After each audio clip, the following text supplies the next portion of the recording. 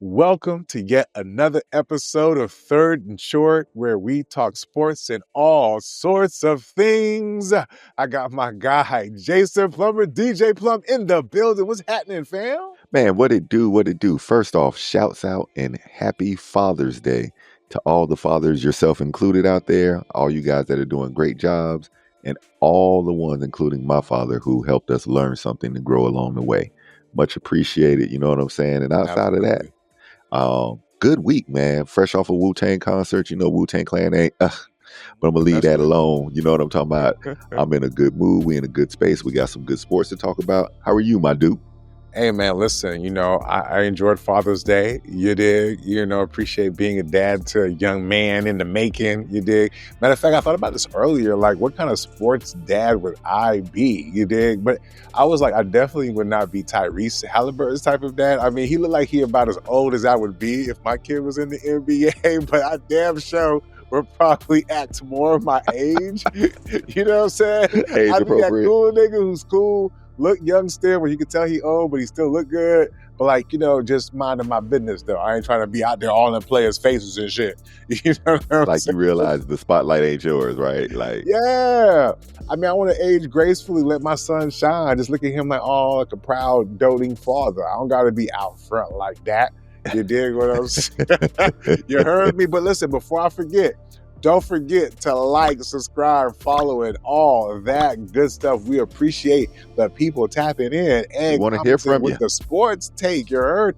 And we got the merch, y'all. Pam, pam, pam, pam, pam. That's right. Get you some merch at theblcstore.com. But man, let's get into it. I mean, as you already know, it's tied 2-2 with the NBA Finals, the one that everybody was somewhat excited to see how well the basketball would collide between these two teams, one from the East and one from the West. You know, matter of fact, I did not know this, but these teams were the second closest in distance that two teams have ever been in the NBA Finals. That's right. I mean, who knows? Random facts they're just throwing out there. I can't stand you sometimes, right? I really can't stand you sometimes, right? I mean, just on GP with your random. This NBA Finals is the closest that two teams, right? Well, listen, aside from the distance, they are close because they are tied 2-2. See what I did there? I'm trying to bring it back. You dig what I'm saying? Now, listen, apparently, I'm already wrong.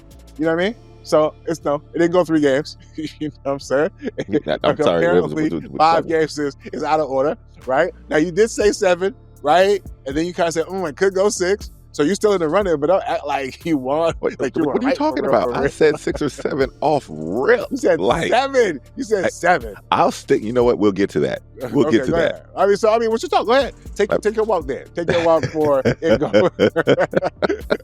Ladies and gentlemen, Jason I don't know if I want to be on the catwalk or if I should put you on the walk of shame, but we'll save that for another time. My whole point is, we have actually got a really good series here. Regardless of all the star power and all that other stuff, we have the basketball series that I thought we would get, which is the number 2 offense versus the number 1 defense and the Battle of Wills. What I will say is in Game 4 and what I've seen at this point of the series is we finally got the other piece of what you need to have a true series in the contest, and that's disdain. I think we started to get that in Game 4 because I think people started to realize what was really on the line. It's no longer just, this is interesting, we're happy to be here, we're playing games, like we're feeling each other. No, pause. It's more about how they were able to understand that this means a lot more now. And the flagrant fouls, the pushing, the shoving, the discontent, that's what I want to see now in the rest of these games is who really wants it, who's going to pull the moves that we've gotten from the coaching. I mean, Dagnall has made some very incredible moves, but Rick Carlisle has been one step, just boom, boom, boom with everything he's done. He's played the long game from the jump, and it's worked out well in their favor. So for me as a basketball guy, I have truly enjoyed this series. I've seen good basketball. I've seen good tempo. I've seen good defense. I've seen a lot of different things that for me as a basketball fan, it was something that I can truly enjoy and actually sit back and digest. What about you? I had to take the long view pause when it came to how I felt, right? Because obviously for the past couple of games, I've kind of been or even like the past couple of series or whatever, not as enthused, right? And I felt like I was a part of the problem. And I'm like, you know what, Nick, you need to be a part of the solution. You know what I'm saying? And what I realized was that as a business owner, meaning that we started this pod during the playoffs, right? In terms of investing our time to talk about the game. I even said last week, I don't work for the NBA. NBA is not paying me, right? But what if the NBA did? What would that look like? Maybe it would look something like this. Hey, I got to tell you, man, these boys are out here playing ball. You know what I'm saying? Like the fact that Shea was able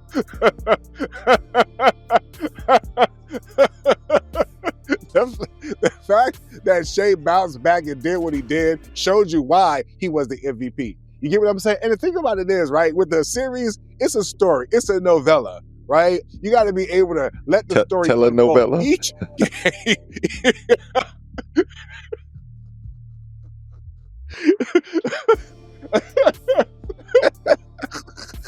Each game is like a different chapter. So here we stand where each chapter is swung in the, back and forth. The first one was Indiana establishing themselves. You know what it was? I was wrong, Plum.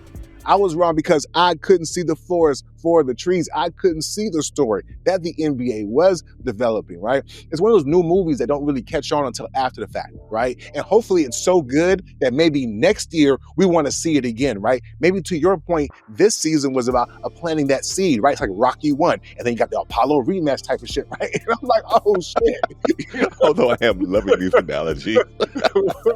Right? I'm like, my bad. Now notice how I gave you different analogies in terms of how you build a story, right? And sometimes you got to have people within your organization that can help build the story, or you pay people like us to build a goddamn story, okay? So that was a little preview of what that could look like, NBA, if you're out there watching. Because what I did and what I can do, and I think a lot of content creators can do, and also creatives in general, it's tell a better story, right? You know, it's funny, one of the stories that we missed was the fact that there wasn't like the little decal on the court, right? There's a lack of a whole lot of uproar about that too, because it speaks to the lack of pomp and circumstance. Like, as a producer myself, I understand the presentation of product, right? So rather than bemoaning it, the reason why people were upset was because, like, damn, this is your showcase. You did more for the play-in tournament in terms of how you designed the course than you did for the NBA Finals, which is a showcase product. So I can see why people felt some type of way. So that kind of small thing signals that how do you want us to take your product seriously if you're not taking your product seriously? It reminded me of back in the day when NBC used to do a little matchup. It'd be the Bulls versus the Knicks, and they would give you fucking Patrick Ewing's biography before the game started. Boom, boom, boom. Patrick Ewing, who grew up in you know what I'm saying, played in Georgetown. Like, it was a whole build up, even with each game that started. So what I'm saying is the storytelling is missing, and I think the NBA probably should invest in the storytelling. So here we are with 1 week left, right? And it's 2-2, and you're right. You know what? These teams are decently matched in terms of styles make fights. And I think we're getting to the point where, hey, it's only 3 games left, and it's about to be the summer. So if I got to be honest with you, Plum, part of the reason why I think I could also muster some excitement is because I realized once basketball is over, it is the dog days of summer. For those of us who may not be, it's like, it's like, damn, you know what? She about to leave. I might as well just hang out with her for a little bit. You know what I mean? I'm going to miss her when she goes. So summer vacation. You know what I mean? But to your point, I do think now that it's 2-2, and maybe the perception is that these teams are evenly matched, then yes, maybe people will tune in. And I am one of those people who is going to tune in. I'm scratching my whole shit from before, Plum. I am watching the new. You know what I'm saying? So is that good? Did I do good? No, you did wonderful, so much so that now I'm scared. Now I'm scared because if OKC wins the next 2 games, it's like, okay, I was right in 6 or 7, but then it kind of was what you thought it was. So for me, this has to go 7. I need the full pomp and circumstance. To your point, if they're going to write this new NBA story and they're going to start this whole new trend, they're definitely going to have to get this to be able to be something that you can truly buy into. It's either a new rivalry, something budding amongst stars. I may need one more Tyrese Halliburton last minute shot, at least to send it to overtime, in this series. And I'm not saying it's scripted or anything like that, but obviously what I'm saying is the drama.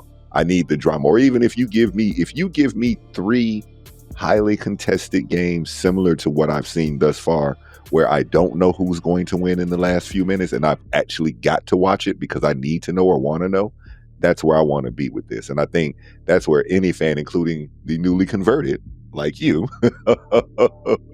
may want to be in order to also build this new NBA and story and things along that nature. No, I'm saying sometimes you got to show the people the product a little bit before they invest, Plum. So that was me showing the NBA a little bit of what that product would look like. You said because NBA right needs to be now, listening. yeah, because right now, up until this point, I haven't been invested. Maybe they can help me invest. But I will say this though, honestly, this might sound crazy, but I prefer if the NBA did rig some of this shit, bro. Like, if you can control some of the outcome, then, it's a product, fam. Like, when I was growing up, I didn't know wrestling wasn't real, for real. And that helped me to enjoy it. Once I realized it wasn't real, like, okay. But my point is, if you can have like the little rim with the magnet or something. Yeah, well, you if you could have had it before, you definitely can't have it now because you got sports betting going on. So. I mean, they still find ways to cheat anyways. Humans go human, but that's not the point. The other thing I was going to say though is I feel like I'm still right? And I'll say this last thing about this series, because when we were talking about OKC being a 68-14 win team, the reason why I was telling you in pre-pro I was still right was because the problem is back in the day that 68-14 would mean something. We don't know if it does. I think there's still some people actually who are picking the Pacers to win this to a certain extent. And if the OKC were to lose, we're not talking about to LeBron, I think it would kind of demean a little bit what 68-14 means for real, to a certain extent. Not in the same way that would happen to Golden State. I'm just saying that part of the reason why coming into this series it wasn't as exciting is because you really don't know what you're going to get for real. Right? Because these guys haven't really been here for real. So yes, they're going to prove it this year. We hope that they'll be around next year. You know what I'm saying? Because if they're not, I think that's the part of the challenge for the NBA is staying power and being able to, build teams that have resonance. Well, you know what I'm saying? I don't disagree. I just think these two teams have it pretty much set up to be able to hold and maintain these type of rosters. Now, again, as barring injury and stuff like that. But as far as contracts and structures and all of that, these two teams are built to be around over the next 4 or 5 years as far as with these cores that they have. Obviously, you're going to mix and match pieces. But to your point, I think these two teams can be consistent. Similar to what we thought about maybe Boston at one point. Mm-hmm. Well, I didn't think that about Boston myself. Well, we thought Boston needed to stick together to prove it. But in a way, they need Boston to win again already to prove done it. Because they needed to win again to prove it. That was my position. Well, to me, they needed to win again to prove it, but they were up against the whole salary situation. They were going to have to blow that team up anyway. But I think you made an excellent point because both of those teams have young players under contract who are going to be there for at least, 2, 3, maybe 4 years or whatever. So they'll be around for a minute. And I think the Pacers have fortune because who's really dominating in the East, especially next year with Boston kind of being to the side, right? Which brings us to I think, part of the reason why Orlando made the move that they did, right? If I'm not mistaken, the blockbuster trade, at least it felt like it, right? For Bane. I didn't see it as a blockbuster. I guess. Look. They gave up 4 first picks and they gave up Caldwell, Antonio, whatever his name is, KCP. They gave up Crawford, right? So they gave up 2 players, 4 picks, and Cole Anthony. And a swap. Joel, I think it was Joel Crawford. I don't remember, but there was 2 players, 4 picks, and a swap for Desmond Bane. So even though, yes, he may not be the biggest name out there, but he's definitely solid, got great numbers, valued enough. So what do you think? That's why I say it's a blockbuster, because it's like if they gave him that, what KD gonna get? But anywho, what are your thoughts? Let's put this in perspective. Yeah, I didn't think Mikal Bridges was a blockbuster trade for New York when they got him. I think they acquired a good player. They probably paid a lot more than they probably should have. Again, they got 4 first round picks for him. And that's why New York's also in the conundrum they're in right now. But speaking of that, I looked at the picks that they have. It's 1 this year. One of them is a pick from, I want to say Phoenix or something like that. Another one is, setting us alarms to be paying attention to news flashes.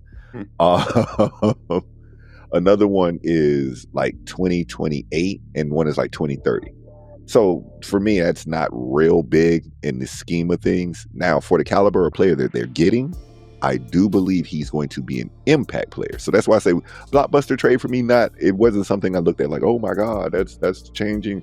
No, you tell me Giannis moves somewhere, you tell me KD moves somewhere, that's going to shift some power. That's a blockbuster trade to me. But in this particular case, speaking of what I always like to talk about, the basketball, I do think it's a win now move for an Orlando team that feels like they were only a piece or two away. And to look at that team, speaking of the up and comings, like you're talking about, this is what is going to make it very interesting come next year. Because if Orlando can take that next step, and let's say Desmond Bane is a piece that Wagner and Banchero and Suggs need to be that extra step to where they're going to be in this position next year, or at least competing in the finals as far as the conference finals. You got them as a new question. You got also Detroit, who I think they're a move like this away from being also very competitive. So looking at those two teams, I think in particular, these type of moves for those teams will be the ones that allow them to be able to start to put into fruition the type of game they want to be able to compete with the Indianas, the Bostons when they're healthy. That's really, outside of that, that's it. Because to your point, the East is open. Do you feel like this does anything major for Orlando, or puts them on the map of, hey, I need to look out for them? I think you're right. This is not quite a blockbuster. I think part of it, what needs to make it a blockbuster, depend on the caliber of the player.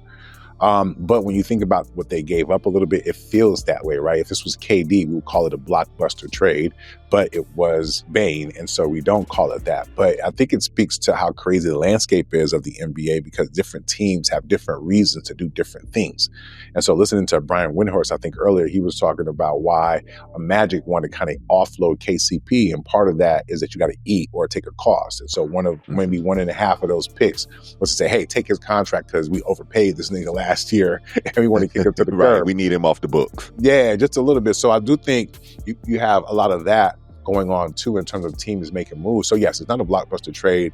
I do think though it is indicative that there's a lot of teams in the East who feel like this is their opportunity, and so they want to take it to like move forward. Because when you think about it again, there's no dynastic team, like a team that's been around that you're looking at overcoming. That's why it's a whole completely different NBA. Even though yes, the Pacers won, but guess what? Next year, I don't know if I'm looking at them like the vaunted Pacers yet. They would have to have a fantastic season where they showed that they grew from the championship experience, and so maybe they go 68-14, and maybe now I believe in them. Maybe now I'm tuned in to see what they do because they've at least had one championship underneath their belt. And then you can see the growth and maturation. If it ends up being somebody else, we know Boston is out of it. Maybe the Knicks take a step. They just fired their coach. Miami is there. So they're really, honestly, this is the widest openness that I've seen the East, because you really, even with the Pacers doing what the Pacers do, I'm still not bought in terms of them being like the team that beat next year type of a thing, if you're being honest. 1,000%. Like, you would have thought, based on them, they would have had the season that Cleveland had. You know what I mean? And even though Cleveland had the season that they had, we don't even know necessarily what Cleveland going to be. We saw what they. Well, I mean, we saw them flame out. Now they had some injuries. Yada yada. We don't care at that point. But to your point, like, here we are. So yeah, I'm with you 1,000% on. I don't know what the East looks like next year, and then that's still because we also still got moves that may again change the whole landscape of the East coming up here. So the biggest one that I could think of right now, right, is KD. Apparently, he got 3 teams, is it? The Heat being one of them, right? What was the other? San Antonio being the second one. Right. And what was the third one? So that's one team in the East. Who was that third? Yeah, I can't remember the third team, but obviously he's one of the people that I think if there's a trade to be made with him, people would consider that as a blockbuster. To me, I found it fascinating, though. First of all, the Heat, to a certain extent. I don't know if I thought for me that was more of like a lifestyle pick, or if because he felt like there was some stability there, or maybe he had some business interest there, not because, or to be fair to Miami, maybe they're not that far away. But again, if you think about what team could KD go to, what team that he feel like a championship was around the corner. But when he said San Antonio, that kind of threw me off a little bit, because as much as I appreciate what San Antonio has done, I feel like they're kind of still young necessarily. I don't get a spot where you're trying to go to build business and brand to a certain extent. I mean, I get that he's a basketball kind of first guy, or wants to kind of play a style of basketball, but kind of missed me with that. And the third team was Houston, actually, which kind of actually made a little bit more sense to me, because when you think about Houston, they're young. They do got some mature players like Van Fleet over there. They got a fantastic coach in terms of Ime. And I mean, Houston is Houston. Can't totally be mad at that. You dig what I'm saying? Which is not that far, or at least it's in the state. in Austin as far as tech and shit like that. So honestly, the fact that he's considering these 3 teams, I mean, 2 of them are still going to be in the West, if I'm not mistaken, whereas you only got 1 that's going to be in the East. I think if he's talking about championships, people would say, hey man, you looking over there or nah? And if I'm him, maybe I look at New York a little bit because I like what they're building, but then you got to figure out the mechanics of it all, right? Because, and I'll say, and I'll land with this, I'll pass it to you with this. I think what people don't or underestimate is the fact that people know that Phoenix has to offload KD, right? They know that, hey, they got to offload him. He's not going to be there. And on top of that, he's 37 years old and he's getting older. So it becomes like, okay, well, what kind of value can you really get from him? And it's going to fuck people heads up if Bane got more of a haul, at least on paper, than KD did. You dig what I'm saying? But I think there's a lot of different reasons why that might be the case. So I don't know, man. What are your thoughts on KD's top 3? And I know you're a fan of one of these teams. You excited about that? As a obvious Miami Heat fan, I'm excited at the prospect, but the only reason I'm hesitant on it is because I'm trying to understand what we would have to give up in order to get him, to your point. And I'll get into the other 2, which they both, let me explain why all 3 make sense for KD, just straight up. No state income tax in any of them 3 cities.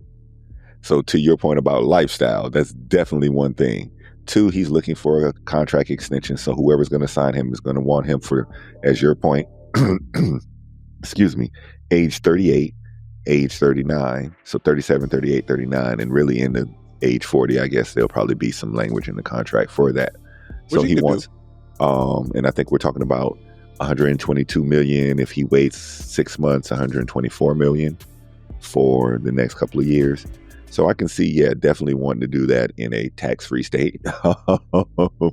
And then somewhere that, again, to your point, he ain't caring about brand and marketing and none of that.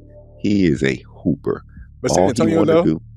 That's why exactly San Antonio makes sense. You got 2 rookies, the last 2 rookie of the years, De'Aaron Fox. You add a veteran like KD who can bring a championship mentality and peace with that core.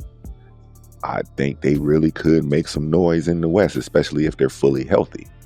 When you look at Houston, brings the same thing. Young core. What would they have to give up, though? In their case, I'd probably give up Jalen. I think Jalen Johnson. Just because if I give him up and maybe a couple of assets on some picks, because they also got they got draft assets available, so they can give up a player in the draft assets. If you're giving up that one player. And maybe another bench player for him, and you can keep Sengun and the boy, the one of the twins, and the rest of that core together, and you add a KD, which is a closer and a scorer, which is basically what they needed. That's to me, that's again right in the fight with OKC, and they can defend pretty much on that same level. They just needed somebody that can actually score the ball to make points available. So that could work for both basketball reasons when you talk about KD. Miami, again, could work if you're telling me I get to keep Bam, I get to keep Hero, and I get to keep the guy we just drafted, the Ware. If I can get those 3, I can probably build a bench and some things and maybe offload some other contracts to be able to build something that can compete. Again, we took Jimmy Butler, built around that, and was able to get to the finals in a wide open East, to your point. So I think it could work in all 3. I'm not as high on the Miami. I'll take it if it happens. I like to see what else Pat Riley could do with that. But I wouldn't be sitting here selling like myself like, oh yeah, we're a championship contender now. I think we would be playoff contender, and seeing based on that where the chips may fall and things of that nature as far as how we would be competitive. But it wouldn't make me feel like that could be a favorite, whereas a move with KD to somewhere like Houston or San Antonio could move them in a way of, I could see you being a possible favorite, more Houston than San Antonio. Now, listen, I hear you, but as you were talking, I think I realized, like, there really is a lot of moves in the NBA that would happen today that would really make us feel like the balance of power really shifted for a particular team, right? I mean, I get it that we can kind of, prognosticate that if KD went to Miami, for example, depending on what they had to give up, would they be better contenders? But it wouldn't be anything that made us feel like, oh yeah, they're getting over the top of that one. And I guess that's also one of the things kind of weird for me, because I think back in the day, or even not so long ago, that if you had a KD going to this team, it would automatically feel like, oh shit, they can really compete. Well, you know what I'm saying? So I don't know if something feel like it's dying a little bit, huh? Well, that's what I think Giannis is this year's that. I'm saying, okay, even if you were to put Giannis somewhere, I don't care who it is. I'm saying I don't know that there's any one team that legitimately could and would get Giannis that would automatically shoot above whoever the past few champions have been if it wasn't for the fact that niggas are hurt, right? Like, what team could you put Giannis or KD on and then maybe minus or plus whatever capital and be like, yes, they definitely gonna be in there? Well, depending on what you'd have to give up again, but like if you could swap out that Mikal Bridges and some assets to New York, I think Giannis in New York puts them in the finals. I think Giannis in Houston puts them in the finals. And what's crazy is OKC actually has the actual assets that if they wanted to, they could trade for Giannis. Now, I don't think he would want to go there, especially with them competing for the chip, especially with them possibly winning it. But if we're just obviously doing hypotheticals, Giannis in OKC, that would be the move. Either that or him to somewhere like an LA or Golden State. Either of those teams, any of those two teams. Because if you put him with LeBron or if you put him with Steph, I think those teams are championship caliber. There you go.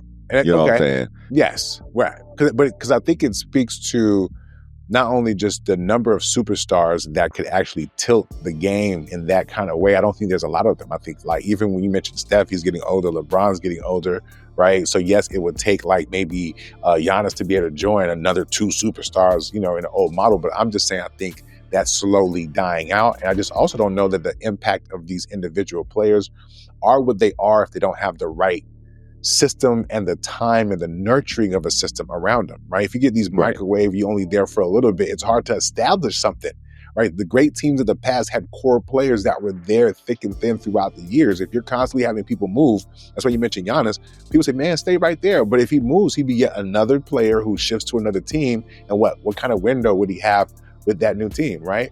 So I just think that it's changing in terms of the impact, if you will, of superstars. But what maybe has always changed is how do we define superstars, right? Because some people think that being him is enough of a superstar. Obviously, because of the finals being what they are, we got the MVP in Shea, right? SGA is, I feel like he's a him. Most people feel like, yeah, he's a him, but is he a superstar even though he's the MVP and they're in the finals? Same thing for Tyrese Halliburton, right? Yes, making that move from star to superstar. Is he quite there? So yes, I think Magic Johnson was talking about it on the first take or whatnot. So Plum, what are your thoughts in regards to the line being blurred between who's a him, who's a superstar, or what's the criteria of a superstar? I mean, like when you and I talked about this in pre-production, we went back and forth on him versus superstar and kind of getting into the definition of that. And let me get into the definition Magic put out there. Magic's definition was a person that sells out arenas, that goes on the road and you go out to see. He sells out arenas on the road. And I started to think to myself, okay, I'm a casual basketball fan as much as anybody else as far as going out to games and things like that. Who have I gone to see? And it's usually been teams that I like or follow, obviously Miami Heat when they come to the city, or going to see celebs. Like I want to go see, I've always said, okay, I want to go see LeBron James play at least once, or I want to go see Steph Curry go at least play once. I wanted to go see Ant-Man. So it is that draw, but I'm also then like, well, there are other players that intrigue me that I do enjoy wanting to go see. Because I don't mind seeing Shea. I don't mind seeing Tyrese Halliburton. Like, I know I'm going to get some good basketball. I mean, it's a little different than what maybe the typical is, but I'm getting some good basketball. So I'm sitting here like, man, those guys are working on being him. Like, more so, I would say more so Shea than Halliburton at this moment, only because of the MVP. We'll see how this whole finals plays out, because that can have a lot to do with it. But I'm starting to digest it and wonder with the whole concept of superstar of, are you to me, it's somebody that your grandma know. Like they hit and they transcend. For me, if you're going to be a superstar, you transcend, I think, the sport to a certain degree to where it's your notoriety goes beyond what you actually do, and somebody can catch you. Like my mom or my aunt might know you not because they ever watch sports, but because they watch YouTube or watch something else that catches their attention, that lets them know, oh yeah, I've seen him, I've seen that face, as you always talk about, the branding, if you will. So whereas I think initially I thought being him might suffice enough, because to be him, especially in like today's society, you normally get the notoriety and the wherewithal of the understanding of being who you are into the world with that. But I'm starting to wonder if that's not necessarily the case when it comes to superstar. How do you define it? Yeah, I mean, listen, bro, like there's levels, right? To I think everything. When people say him, the way I look at it is you're that guy, right? And there's different levels of that guy. Some people are that guy in their city, right? Some people are that guy in their state, right? Some people are that guy in the country or the worldwide, right? They can still be a version of hims. You know what I mean? Matter of fact, some people can be that guy to a particular audience, right? Some people are smart enough to find their demo. And so you could be in one market, it doesn't work out for you, then you switch it up and all of a sudden you're him in a different market, right? So I think it's easy to define the hims, right? I think the problem is sometimes for some people, we can't get into the same chorus of what the him is, if you see what I did there. But I think the point is that for me, superstar is undeniable. And I think we expect to have more of them than we truly probably even deserve, if you think about it, right? Because when people say things like, oh my God, the pleasure that we had of having LeBron or the Steph, these guys who are once in a lifetime generational type of players, to expect there's going to be more of those guys is probably not fair, right? Because unfortunately, there's a reason why there's only but so many of them, right? In the annals of basketball, all of the players, the many hundreds of thousands, right, at least, that have come through the halls of the NBA, there's only a small handful of them who've been that level of superstar. What it takes is not only just a game that does transcend, something about how you show up to work captivates people, right? LeBron did it because of his size, the way he played the game, and plus the way he was kind of marketed as the heir apparent, if you will. So people were interested to see if he would live up to that narrative. But when you look at his Steph shooting the threes, when you look at an MJ, the slasher, cutting to the basket, the dunking, the hang time, all those things were marketable. To me, honestly, Steph is about the closest thing that I've seen from like a marketing and branding thing to Michael, because he spoke to a generation, because the young kids love Steph. They love how he plays. When you think about Caitlin Clark and the impact of a Steph. So what I'm saying is that these types of players are once in a generational type of players, and they are going to come that often. So the rest and the best that we can hope for is that you have guys like the Patrick Ewings, guys who are about as close to superstar as you can be without being that. Maybe they represent that area, that city, that state, like a place like New York that certainly is going to kind of co-star in and of itself. And maybe you cultivate that. But it kind of also goes back to what I was saying before. Part of it is cultivating storylines. Your superstars, the reason why we love, so aside from success, aside from notoriety, aside from visibility, we also want to kind of feel like we know your story a little bit. We want to feel like we grew with you, that we were invested in you. And so now that you're like this big superstar, Beyonce, for example, we saw her as Destiny's Child. She wasn't a superstar necessarily as Destiny's Child, but when we saw her blossom into the woman that she became, into the boss that she became, into the artist that she became, that's when you saw her continue to pass her bandmates and become, you guessed it, a superstar, right? So to me, you got to transcend not only your sport, maybe transcend the game itself and how you play it. But everybody can't be that. You can work towards it, you can get very close, and that's all right, but not everybody can be that. And I think as fans, we got to be okay with that. I don't disagree. I 100% agree with you on this particular point. Would you say, because I think about it in what you said, and I was sitting here thinking about like Charles Barkley, for example. And Charles Barkley had a different type of stardom, if you will, even in the Michael era, based on, I guess, more so because, to your point, I get the personality. Like, he had a personality that was different that I think people gravitated to because he just didn't care. He was unfiltered. He was straightforward. Boom. And I think that in itself helped, as you look at him all these years, transcend him into superstar status.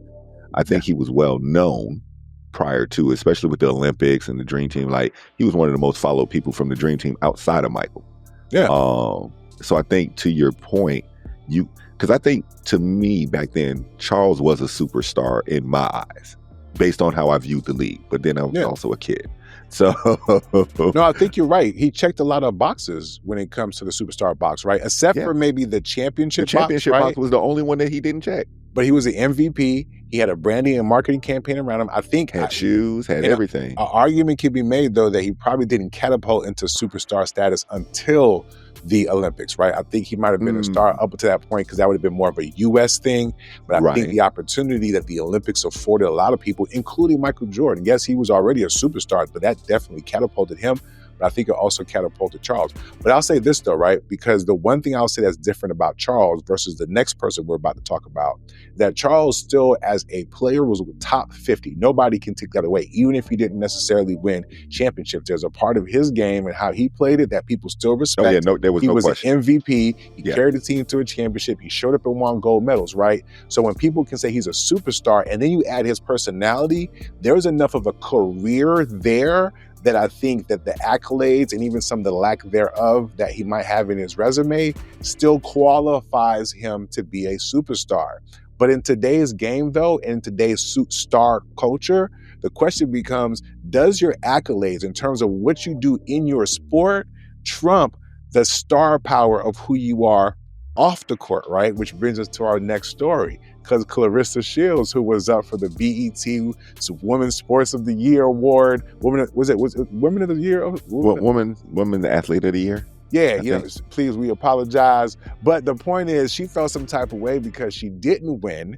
And she kind of mentioned like, hey, I thought this award was about accolades, right? And she was talking about what she felt like she did in her sport. People immediately ran to, and I guess, of course, because it's two women, like she was throwing shade at Angel Reese, who in fact won, right? And she cleared it up. She's like, no, I'm team, Angel, so it wasn't that. But I guess she was saying that, hey, if these types of awards are about accolades and what we do in our sport, I'm the best at mine, you dig what I'm saying? So maybe I misunderstood something. So Plum, I mean, I get that maybe she shouldn't have said it, but was she right though? Did she have a point? And do you think she lost because she may not have been as popular versus being more proficient in her sport? I think BET dropped the ball here. If the award is supposed to go in, I think BET has normally been good about giving people at least awards that were somewhat worthy. Now, those I can't always say as far as sound and music that I've agreed with some of their choices and who they've gone to. I don't vote. Hell, I very rarely watch the award shows. To be quite honest, the only part of this show that I did watch was Tiana Taylor and her performance, which was really dope, by the way. Threw it back to some old school Missy, Janet Jackson, Busta Rhymes kind of vibe. So I really dig that. I was like, well, that might actually get me back to watching these shows. But then I hear stuff like this. And it's like, okay, what are we really doing here? No shade on Angel Reese. Angel Reese is a phenomenal basketball player. She's doing her thing. She is a lovely role model and example for Black women, black basketball players, and women in general, taking nothing from her. I think if that's what she got the award for being, then cool, but make the award about that. But if we're talking on actual accomplishments and actual worth, I think Clarissa Shields did have a valid point in the fact of her being the, I believe, undefeated champ with multi-belts and multiple divisions. Also, she's got Olympic medals. Like, what are we talking about here? Maybe she's not as well known, and I don't understand how she's not as well known between the whole craziness with Papoose and Remy Ma and Jeezy and everything else that's going on with that. I've heard more about her since those things have happened. Prior to that, with her actual boxing, which is crazy. My frat brother helped produce the movie that was about her. Like, she literally just had a movie made about her story. Wow. Byron Tyrese Henry was in the movie. Wow. Okay. Great story. And to your point, you don't think she was the athlete of the year? Like, yeah, because it wasn't about that. I'm just confused. Well, okay. So there's a difference between agreeing and being confused, because clearly I think No, I'm saying I'm confused with their decision of. I'm telling you, there's a difference between being confused and versus disagreeing, because to me, I know why. I don't agree with it, right? But I know why, right? BET is a show. It's a television program. You know what I'm saying? I don't know if they put out the statement in terms of the criteria, but if they felt like Angel Reese was going to bring more people to the viewers, to the show, that's what they're going to do, right? So that's what I'm saying. Like, so when people say, I don't understand why, right? I'm just talking about when I hear when people say that. And I know low-key they probably know why. I think it's just another way for people to say, I disagree with it, right? I don't understand. No, you do understand, because it's about money. It's about views, because when you're talking about the accolades, you're talking about like on the field or on the court or in the ring, then yeah, it's clear that one person outshines the other. It's the same reason why they perpetuate this whole Angel Reese versus Caitlyn thing, because on that level, it's not really the same. I mean, one's a generational talent that hopefully can change the fortunes of an entire sport, or at least that's the hope. And the other one is a really, really, really, really, really, really, really good basketball player. You know what I'm saying? Who also has the smarts and the ability to monetize and to name, image, and likeness her way to success off the basketball court. There's nothing wrong with that, nor saying that these two things are not the same. The same way that Caitlyn, in terms of what she's done and what she means and who she is and the skills she brings to her sport are not on the same level, is the same way that Clarissa and what she's done and what she means and how she holds it down in her sport is not the same.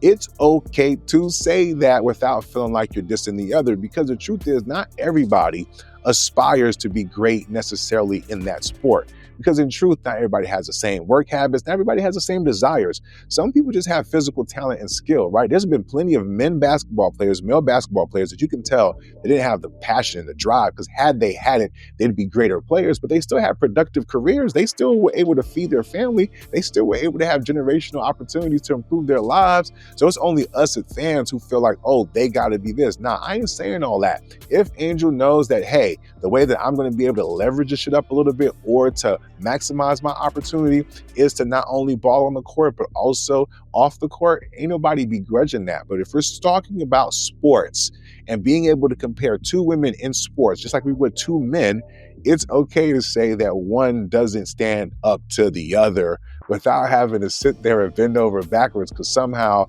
it's difficult for us to talk about women's sports without it feeling like we're hating on women by saying a thing. Particularly, even though you and I both love Black women, about topics like this, they may make it seem like, oh, we're being hard on Black women. And lastly, I'll say this, because the thing is, if you want equity or equality or some measure thereof, then part of it as men, we've had to deal with people judging us, comparing us, or finding different reasons. Like, that's part of the tough skin that we have to endure, especially when it comes to sports. That's how rough it is. That's what the expectation is. This isn't something else, right? So if you're going to be in this lane in a little bit, then it's okay for those of us who believe you to be equal to treat you as such by providing you with the same respectful discourse or conversation as it relates to how we feel like you represent. That girl does not measure up in her sport to that other girl. And the reason why the other girl didn't win is because, to your point, people don't know her. And truthfully, she's not as cute. Which probably also means she's not as marketable. And hey, I don't want no smoke, Pap. I'm just talking, as an analytics person. I think I got to clean it up. I think Clarissa's a beautiful girl. I'm just talking about from the Madison Avenue perspective. She's not giving that she'd be able to market as many products, if you will, that Angel is. That's all I'm saying. I'm saying. You know what? I 1000%. I think we share a very similar understanding of this. I'll say this to BET. Then name the damn award properly and call it the Entertainer Athlete Award, because that's ultimately what it is. Just all I'm saying is for them to just get it right. I ain't mad at you. Just get it right. Well, to that point, they're trying to get it right, because instead of bringing back 106 in Park, apparently they're bringing back 106 and sports. So what are your thoughts real quick, man, before we get up out of here? Cam announced they're bringing a new version of a thing they used to have called 106 in sports. Are you excited? Are you looking forward to it? I am on the edge of a cliff. Dying to just jump off and see it. No. But I am intrigued. I will say I do like the idea. I think they received well. I think they're playing off of what they received well from the BET Awards with the whole reception of 106 in Park and all the things. I mean, if that's the case, why don't we bring back Rap City? Where's Donnie Simpson? Absolutely. You know what I'm saying? Sherry Carter. Let's do the whole old school thing and actually even bring back real videos. We can watch that too. Yeah, I doubt it. We'll see with the sports aspect of it. I like to see what angle they take with it. But I don't know. I think I might have preferred them bringing back hits, maybe. Yeah, I mean, honestly, I wonder what kind of agreement they'll have to be able to show some of the content or be able to really, and maybe this is an opportunity for the NBA to do what I'm trying to tell them to do, which is maybe invest with some of these creators, get in bed with some of these platforms, start telling some and start telling some better freaking stories. You know who else was telling a pretty good story? Caitlyn. You know what I'm saying? Shorty came back and then dropped bombs reportedly on them. What are your thoughts about that? Hey, I mean, as we talked about earlier, she is the face of the league. She is carrying the league as far as drawing viewership and things of that nature. And the girl can ball. There's just no question about that. It's good to see her healthy. It's good to see her back. I want to see what she can continue to do with this league and how she competes amongst the league and see where this goes. Yeah, listen, man, I love women in general, and I want to see black women win. And if black women winning means that white girl balling to lift the spirits and to lift the league as a whole, don't get mad at me for supporting y'all that way too. Rising tide brings up all ships. Strategic, okay? If I got to support the white girl to support all my sisters out there, that's what I'm going to do. WNBA, call me too, okay? And last but not least, somebody who's doing too much, Lance Stevenson. Apparently he played one-on-one against Michael Beasley for $100K, lost that one, and then got into a fight at the Big Three, or at least a little scribble, a little roll around. Although I don't know if Dwight Howard's that you want to be rolling around with. But the point is Lance Stevenson doing too much? Is he emblematic of players post-career who don't know how to sit down? What are your thoughts? I mean, to that point, yes. Like, come on, Lance. Like, you did enough for your career. And when you blew in LeBron James's ear, like we were already questioning who you were when you did that. And now here it is, you losing $100,000 in a pickup game or in a one-on-one game. Come on, bruh. Like, seriously, go sit down somewhere and relax. If you got $100,000 to blow like that, you should be investing in something other than blowing it on some dumb stuff. Pause. Yeah, I mean, yeah, that was definitely part of it. Matter of fact, I don't know if you saw like the little face-off when they were talking shit to each other. That entire shit was pause worthy. The way that Michael Beasley was talking shit, it was like, yeah, to check your man had to live. Like, is he coming on to me? This thing was doing the most, right? Just like apparently Lance Stevenson. I ain't gonna hold you, bro. Like, I remember Lance Stevenson was relevant, and I actually kind of liked him because I root for the underdogs and shit. And then apparently he just did too much and then fell the fuck off. And so maybe now this is where he's at. I'm not mad that some of these older guys are playing and really taking it seriously, still having that competitive fervor. I would just hope they can find ways to better harness it, because maybe this creates a way for players to be able to monetize, because obviously we fuck with content. A lot of people's watching the one-on-one. So if they're able to monetize it, keep it exciting, maybe add some different dynamic to it, I'm not mad at that. And hey, it's their money, so I ain't counting it. You dig what I'm saying? But I'll just say this in this one last part. Ain't my pockets. Yeah, it ain't my pockets. I'm just saying, Dwight Howard's the last person I want to get into a close rumble and you know, like a wrestling. No, you know what I'm saying? I don't want no. He is the absolute last person I want to be rolling around anywhere with. I think Lance should have said to himself, you know what? I think I'm doing too much. I think I'm but for many reasons. Right, keep your hands to yourself. I thought he would have learned that already by now. But no, with clearly that not. Any final thoughts before we get up out of here, my guy? It's been a great show, man. We got one more of these bad boys before the end of the season. What are your thoughts before we get up out of here, man? Yo, shout out to all the folks that's been watching. I appreciate everybody who has chimed in, giving me advice, giving me content, giving me some feedback. To everybody that loves the show, we appreciate y'all. Keep reaching out, keep hollering at us, and we'll make sure that we reach back out to you. Other than that, it's been a wonderful, wonderful time. You know how we do. Absolutely. You know how we do. First, we got to remind the people to don't forget to like, subscribe, follow, and all that good stuff. As per usual, bro, yes, we've had a good time talking our talk. You know what I mean? Don't forget to hit us up in the comment section. And of course, we got the merch, y'all. That's right. Go ahead and copy some of that.